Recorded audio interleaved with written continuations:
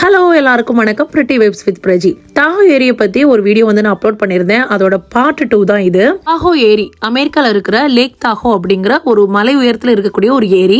அங்கே ஒரு சர்ப்ரைஸான நிகழ்வு ஒன்று நடந்துச்சு அப்படின்னு வந்து நான் அதில் வந்து சொல்லி முடிச்சிருப்பேன். அந்த சர்ப்ரைஸ் என்னன்னு பார்த்தீங்கன்னா இதுதான். வாழ்க்கையில் முதல் முறையாக இந்த ஸ்னோஃபாலை பார்க்குறவங்களுக்கு இது ஒரு பெரிய அற்புதமான காட்சியாக தான் ஃபீல் ஆகும். அது வந்து ஒரு மறக்க முடியாத ஒரு அனுபவமாகவும் இருக்கும். ஒரு மலை சரிவில் அமைந்திருக்கக்கூடிய ஒரு அழகான ஏரி தான் இந்த லேக் தாஹோ. இங்கே எது ரொம்ப ஃபேமஸ் அப்படின்னு பாத்தீங்கன்னா இந்த ஸ்னோஃபால் தான்.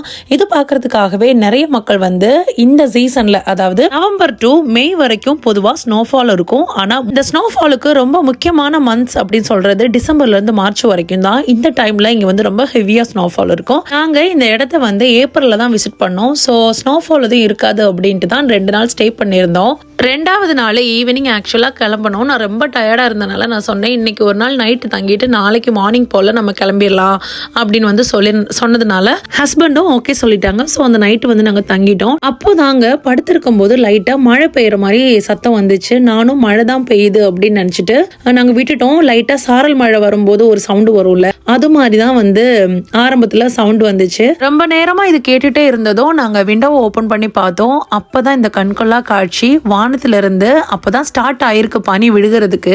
இதோ பார்க்குறீங்கல்ல, இதுதான் நான் ஃபர்ஸ்ட் கேப்சர் பண்ண வீடியோ. இப்படி தான் ஆரம்பத்தில் இருந்துச்சு. இதுவே எனக்கு ரொம்ப சந்தோஷமா இருந்தது. அட்லீஸ்ட் இங்கே வர வந்ததுக்கு இவ்வளோவாவது பார்க்க முடிஞ்சுதே அப்படிங்கிற சந்தோஷத்தில் குழந்தைங்க தூங்கிட்டாங்க. ஸோ அவங்கள வந்து எழுப்பி வந்து காமிக்கணும்னு நினச்சோம். ஆனால் வந்து ரொம்ப டயர்டாக இருந்ததுனால அவங்கள எழுப்பலை. அதுக்கப்புறம் நாங்களும் நல்லா தூங்கிட்டோம். காலையில் எழும்பும்போது என்னால் நம்பவே முடியலங்க. அவ்வளோ சந்தோஷம்னா அவ்வளோ சந்தோஷம். ஒரு அற்புதமான காட்சி. எவ்வளோ நேரம் நான் பார்த்துட்டு நின்றுப்பேன் அப்படின்னு எனக்கே தெரியல. எனக்கு ஆக்சுவலாக இந்த ஹோட்டலை விட்டு வெளியே போகிறதுக்கே தோணலை. ஆனால் ஹஸ்பண்ட் சொன்னாங்க, வா நம்ம வந்து சும்மா அப்படி ஒரு ரைடு போயிட்டு வரலாம் அப்படின்னு வந்து சொன்னாங்க. வெளியிலலாம் எப்படி இருக்கு பார்த்துட்டு வரலாம் அப்படின்ட்டு. ஸோ வந்து நாங்கள் வெளியில் கிளம்பினோம். வெளியில் போகும்போது தாங்க தெரிஞ்சுது, அது அந்த காட்சி இன்னும் பியூட்டிஃபுல்லாக இருந்தது. ரோட் சைடில் இருந்த மரங்கள், அந்த கட்டிடங்கள் எல்லாமே ஸ்னோவில் அப்படி ஃபுல்லாக கவர்டப்பாக இருந்தது. இது வந்து லைஃப்பில் நல்லா மறக்கவே முடியாது. நாங்கள் கலிஃபோர்னியாவில் வந்துட்டு பே ஏரியாவில் இருக்கோம். இங்கே இந்த மாதிரி பனிப்பொழிவெல்லாம் எதுவுமே கிடையாது. நார்மலான கிளைமேட்டாக தான் இருக்கும், நல்ல கிளைமேட்டாக இருக்கும். ஆனால் இங்கே இந்த ஒரு விஷயம் வந்து பார்த்ததுல எனக்கு ரொம்ப சந்தோஷம். நான் மறுபடியும் பேரோடையும் அதையே சொல்கிறேன்னா நீங்கள் நினச்சிக்கோங்க நான் எவ்வளோ எக்ஸைட்டடாக இருந்திருப்பேன் அப்படின்ட்டு. இந்த பனியை கையில் எடுத்து பிடிச்சு பார்க்கும்போது நம்ம பஞ்சு மிட்டாய் சாப்பிடுவோம்ல, அந்த பஞ்சு மிட்டாய் டெக்ஸ்சர் மாதிரி தான் இருக்கும். கையில் ஒட்டவோ அந்த மாதிரி தண்ணி ஆகவோ எதுவும் பண்ணாது. அப்படியே ஒரு ட்ரையான ஒரு ஸ்பாஞ்ச் இருந்தால் எப்படி இருக்கும் அந்த மாதிரி தான் இருக்கும்.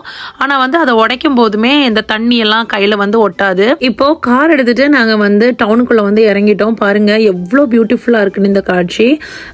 மரங்கள், அந்த மாதிரி ரோட் சைடு கட்டிடங்கள் எல்லாத்து மேலேயுமே பனி விழுந்து ஒரு ஃபுல் ஒரு ஒயிட் டவுன் அந்த மாதிரி தான் இருந்துச்சு பார்க்கறதுக்கு.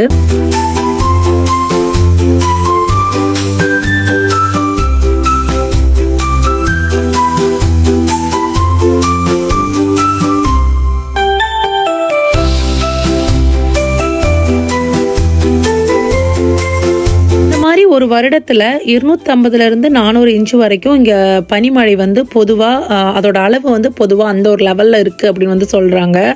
இங்கே வந்து பார்த்தீங்கன்னா ரொம்ப உயரமான மலைகள் இருக்கிறதுனால இந்த மவுண்டன்ஸ்லாம் பனிப்பொழிவு வந்து ரொம்ப ஜாஸ்தியாக இருக்கும். அதனால தான் எல்லா வருஷமும் இங்கே skiing, snowboarding, snow tubing, அந்த மாதிரி ஸ்னோமான் செஞ்சு விளையாடுறது, gondola ride, frozen lake view, photography எல்லாம் இங்கே ரொம்ப ஃபேமஸ். இந்த டைமில் நிறைய விசிட்டர்ஸ் வந்து இங்கே வந்து ஸ்கீயிங்லலாம் ரொம்ப வந்து ஈடுபட்டு அதை வந்து என்ஜாய் பண்ணிட்டு போவாங்க.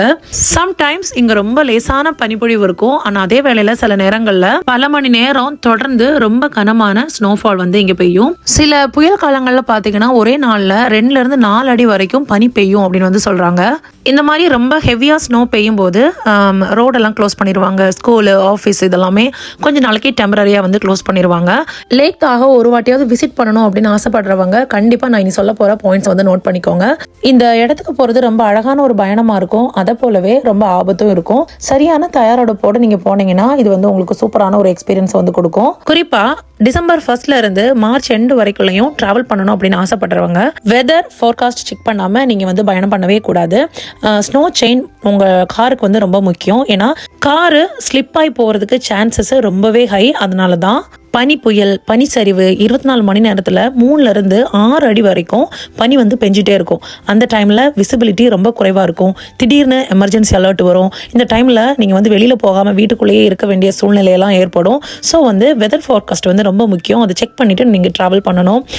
நீங்கள் போகும்போது என்னெல்லாம் ப்ரிகாஷன்ஸ் எடுத்துக்கணும் அப்படின்னா, ஹெவியான ஜாக்கெட், அதாவது ஸ்னோ ஜாக்கெட் இருக்குல்ல, அது தெர்மல், இன்னர் வேறு 2-3 போட்டு அதுக்கு மேலே நீங்கள் ஜாக்கெட் போட்டுக்கணும். க்ளவுஸு, அந்த மாதிரி வாட்டர் ப்ரூஃபான ஷூஸ், ஸ்னோ போட்ஸ் இருக்குல்ல, அது, சன்கிளாஸஸ். ஏன்னா பனியில் சம்டைம்ஸ் வெயில் வரும். அந்த வெயில் வந்து கடுமையாக வந்து பிரதிபலிக்கிறதுனால பார்வை ரொம்ப கஷ்டமாக இருக்கும்.